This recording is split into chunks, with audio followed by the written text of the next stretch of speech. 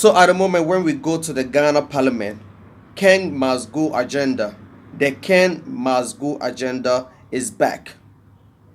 The Ken must go agenda is back. So for some time now, we all know how the country is going through economical crisis, and the whole country, even both majority and the minority, both MPP and NDC are all calling for the dismissal of the current finance minister Ken Ofori-Atta. Yeah, we are all, even me, Grandpa, I'm part. Yeah, so we are all calling for him to step down, and the whole issue, went down for some time, and now it's back in Parliament. And today a whole lot went on, and I want you to join me as I'm about to go listen to the radio. Yeah, I'm about to go listen to the audio. Kindly subscribe to this channel, like, comment, and always stay connected. My name is Jimmy Ralph, and you are watching Frontime TV. That the Honorable MP for Secondary has just gone through this morning. Why don't you speak for yourself? It is obvious. Have I told you that I'm in any difficulty? It is not in any. It is obvious that his presentation today is a marked departure from the presentation of the majority caucus in Parliament. That Ken Ofori-Atta has led them to lie consistently, frequently, and they are tired of lying or deceiving their constituents. This is the position of the majority in Parliament, not my position. And they said that Ken Ofori-Atta makes them to believe that the economic hiatus that we find ourselves in today is a consequence of COVID-19, when in actual fact they know that COVID-19 brought in much more than we spent. They said that Russia, Ukraine, no bombs have been thrown to Ghana, and Ken Ofori-Atta has misled them to continue to say this to their constituents, and that their constituents are up in arms against them. That is not me who is saying this. It is your own, and you are part of the majority in Parliament. And when did we make these statements? Who has stated, listen to Apia Kubi, who has said, listen to Eugene, who has said without difficulty that we are tired of telling lies to our constituents because Ken Ofori-Atta is actually the problem. And why is Ken Ofori-Atta the problem? Bobo, you are aware that President Akufo-Addo and the Vice President are of the solid belief that this nation should move away from taxation to production. You are so very aware that President Akufo-Addo and the Vice President are of the solid belief that we need not borrow at all in order to make Ghana the prosperous nation that we want. If you have a Minister for Finance whose stock in trade from the one that he became minister is to increase taxes and to bring in taxes, which taxes are collapsing businesses and making sure that these businesses are suffocating so much that they are not able to expand. How do you come to that conclusion? You don't know the full impact of taxation on businesses. That this today you increase taxes, not just direct taxes as we see. You increase cost of electricity, you increase cost of water. All those things go to increase the cost of production. So for the business to survive, they start to downsize. And when they downsize, it means that the profit available for you to tax will shrink. This one is Eco 101. Basic economics. Yeah, it's Eco 101. You don't need anything to tell you. So this is what Ken Ofori-Atta is doing. So anytime he increases taxes, the businesses are shrinking. And so as the business size shrinks, the profits available for you to tax becomes even more marginal. Not always. Okay, tell me. Well, if there's inflow or movement of liquidity, it also means that revenue increase. I am happy you have gone to a tangent that you didn't want to bring. Or maybe you want to do this with sarcasm. Oh, please. Oh, yes. Because you know that there are no inflows. Contractors that you, government... They are over 12 billion, I was told. 16 billion. Hey, sir. Well, it's a debt now. Inflow. Debt is inflow. Contractors. No, Contractors of Ghana are owed in excess of 16 billion. And what is their crime? Their crime is that government says that, look, we don't have money, but we have jobs to be done. So the contractors go to borrow money, come and do and execute the jobs of government. And government is out there saying that we have done this, we have done this, we have done this. And the contractors are dying. Because why? Banks are after them. They are suffering so much disgrace by the people or from the people that they owe. So it is, look, we put ourselves into this because Ken Ofori-Atta simply is an unfit person to handle the Ministry of Finance. He departed strongly away from the beliefs of President Akufo-Addo, the Vice President. And I would have thought that Mercer will not be sitting here to be justifying our going to IMF. Look, isn't it shameful?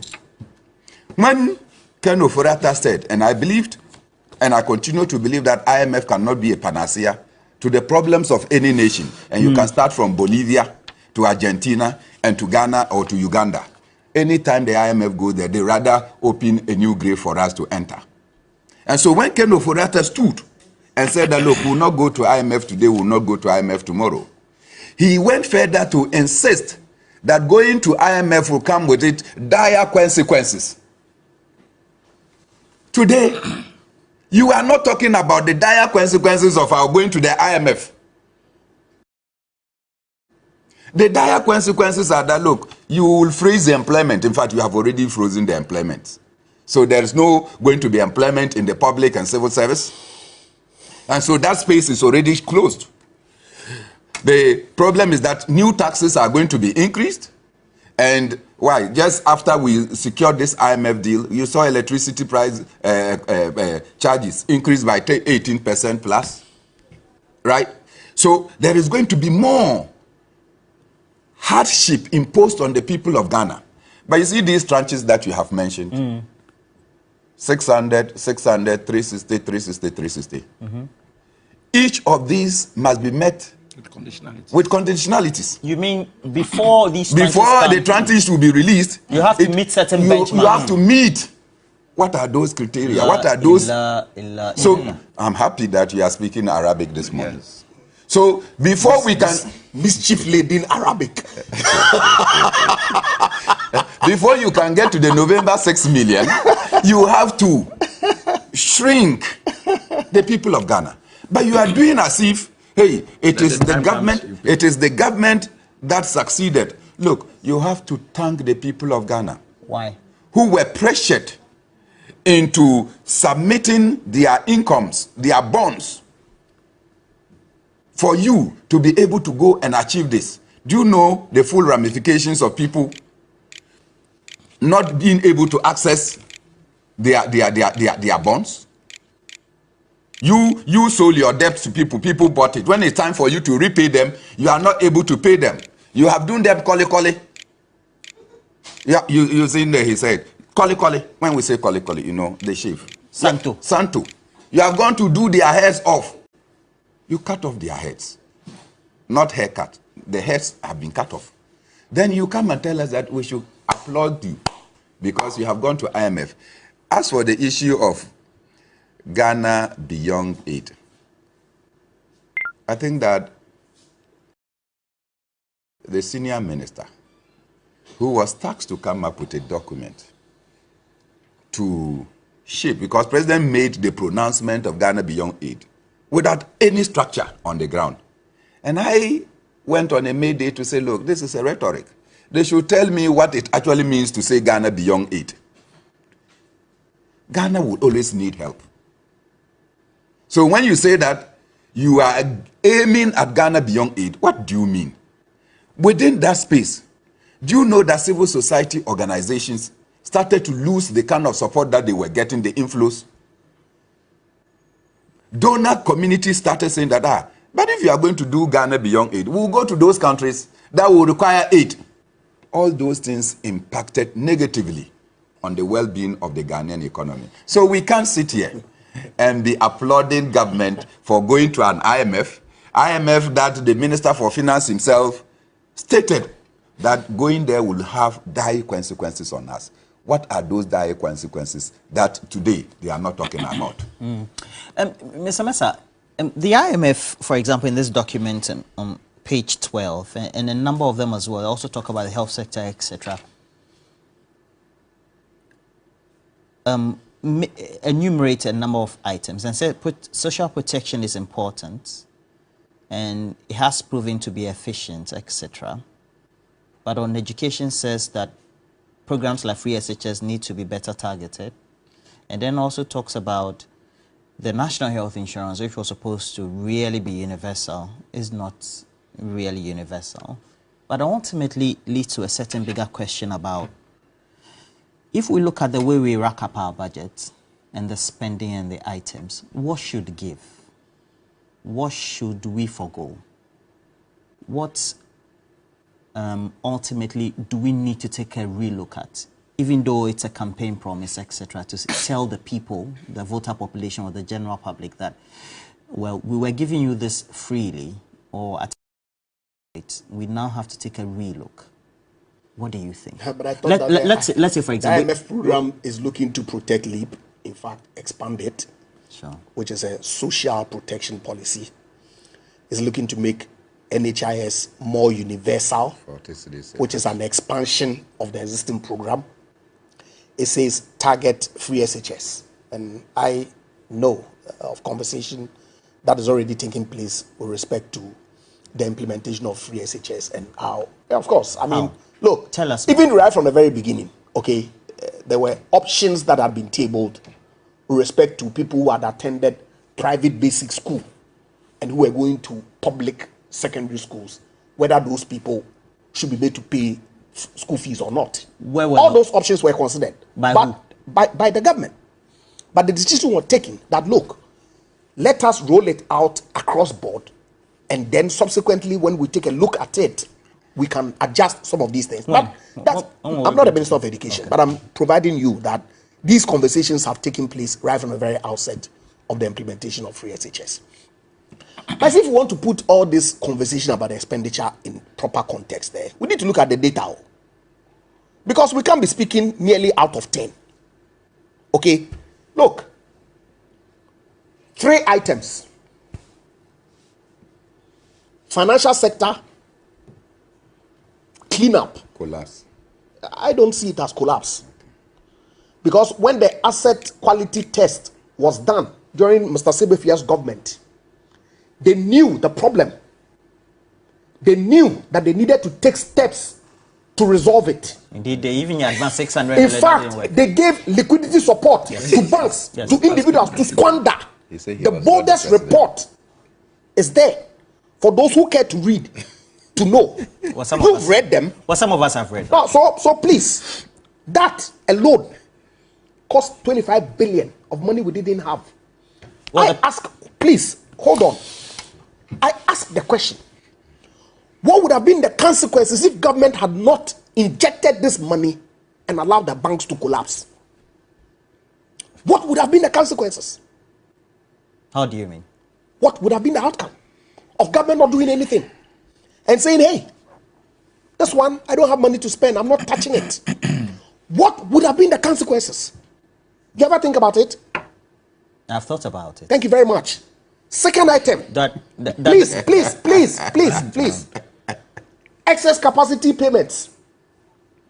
17 billion Ghana cedis. Is that what you have at the Energy Ministry? You're a deputy, so I will take your word for it. You want me to give you the breakdown? Please do. Because I have it all here. No, let me finish this document. I'll go there. If you have a document, please send it to me. Okay, You have my because number. Let me give you see the mistake that my friends make, and they relate the question that the finance minister answered to when Alassane Suhuyini asked the question.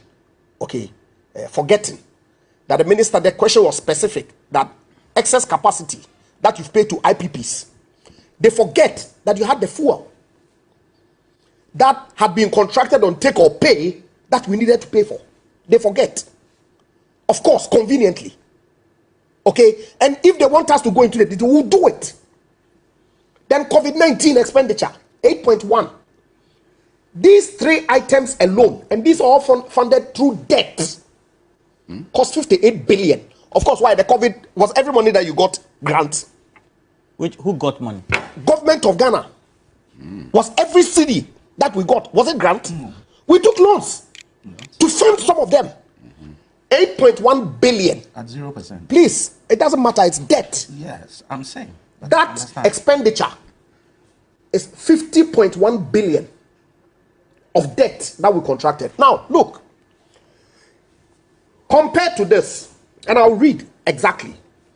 To put the expenditure on these three items in perspective, it is important to juxtapose it against the total expenditures, releases, on some of the government key flagship projects, including free SHS, one district, one factory, planting for food and jobs, development authorities, Ghana Car, Zongo Development Fund, NAPCO, teacher and nursing trainee allowances. All these put together from 2017 to 2021 amounts to 15.62 billion. It pales into insignificance all the expenditure on these many items that I've outlined. Pales into insignificance the amount of money that the government of Ghana had to contract to pay for three items. And you sit here and say, what? And which are the items again? I've outlined them. Financial sector, excess capacity. How much do we spend on this financial sector? 25, 17, and 8.1.